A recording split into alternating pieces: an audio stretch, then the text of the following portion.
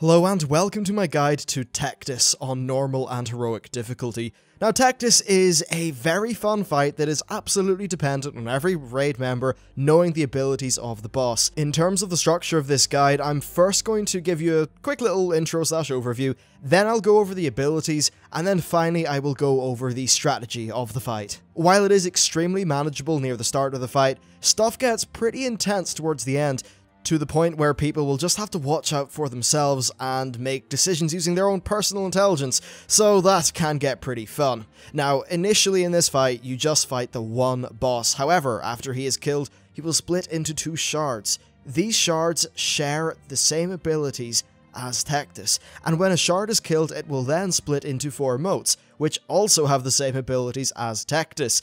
Eventually you're at this stage where you've got 1 shard and 4 motes up, which means that there are loads of abilities flying everywhere, so every player must know what to do, and the fight just gets pretty mental. So in terms of the kill order, you just want to kill Tectus, then kill 1 shard, then the 4 motes that come from that shard, then the second shard, and then finally the motes from that shard. So now that you've got a rough overview of the flow of this fight, it's time to talk about the abilities that Tectus has. So the first, very scary ability is Earthen Pillar. Now, Tectus does have an energy bar that ticks up during the fight, and once that ticks up to 25 energy, he will do Earthen Pillar. A large circle will appear on the floor, and then a giant spike will emerge from said circle, killing anyone inside. The spike will then persist for a few minutes, and will block line of sight, so especially the healers really have to be aware of that. Now the next ability, which is also quite scary, is Crystalline Barrage. A trail of red mist will emerge from the boss's feet, fixate on a player, and then follow them. This does extremely heavy damage and should be kited away in an intelligent and controlled manner, and I will cover that in the strategy section of this guide. The next ability is Fracture. This is a ground AoE that just does pretty heavy damage. However, unlike the Earthen Pillar, it doesn't have any lasting LOS. Just a spike pops out of the ground, does some damage, goes back in again, and doesn't really cause too much bother for anyone. Unless it kills you. Now, when Tectus reaches 100 energy, he will do a raid-wide AoE called Tectonic Upheaval. Now, Tectonic Upheaval consumes his energy over time, I think it's in about ticks of 10, and if it completes, it will heal him by 20%. Now, the additional super fun thing about this is that Tectus can only be killed while he is channeling Tectonic Upheaval. So what you need to do is just concentrate all DPS on Tectus once he's doing Tectonic Upheaval so that you kill him before he gets his 20% health back and then just starts taking up his energy again. It really is quite an important ability, but again, more on that on the strategy section of the guide. So finally, for Tectus's abilities, we've got Accretion. Now this is just a passive buff that you'll get over time that stacks up, and every stack will increase his damage by 5%. However, if you damage Tectus, he will remove stacks of this.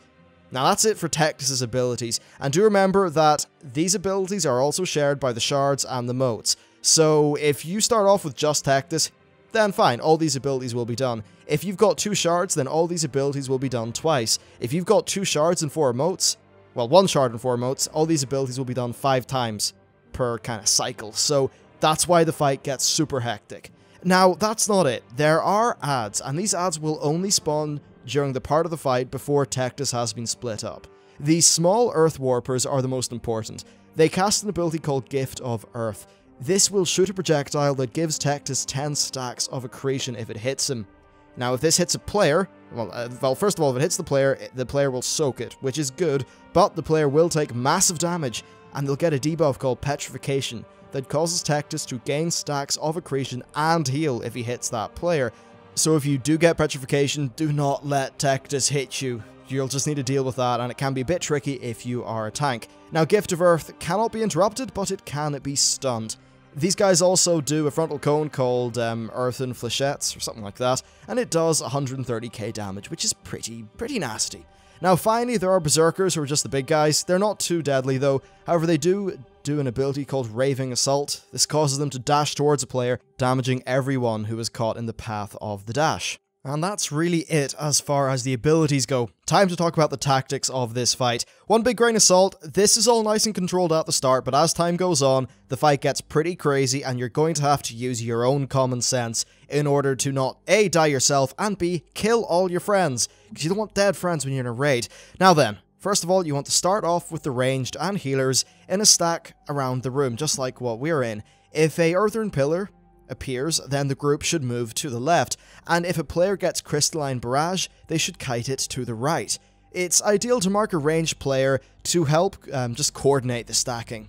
Now, all players should examine the area to the right of the stack and plan a route in case they get Crystalline Barrage. It's always important to keep that in mind and be wary of that ability.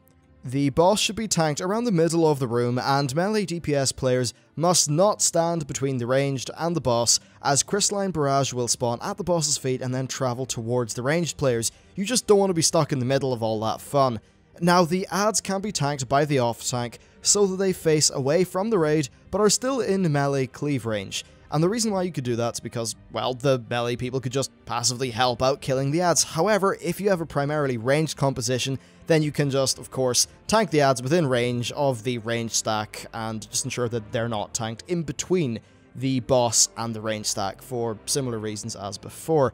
Now then, we chose to ignore the adds once Tectus was at low HP, so that we could ensure that he did not finish Tectonic Upheaval. Remember that if he finishes Tectonic Upheaval, he will reset back to 0 energy and will heal 20%. That's not good.